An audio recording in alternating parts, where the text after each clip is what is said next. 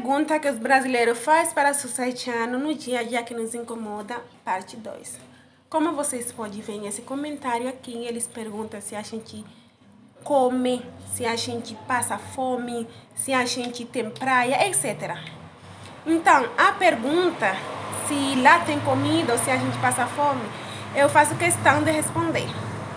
Imagina uma vida sem comer.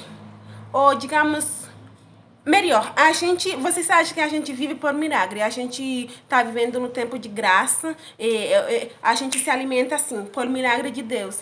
Não existe. Lá no Haiti é um país de falta de oportunidade. Mas se você olha para a maioria do haitiano, a gente é educado, civilizado, a gente sabe falar. Eu tenho 5 anos no Brasil e já consigo falar o idioma de vocês. Sabe por quê? Porque a gente é inteligente, a gente tem uma vida.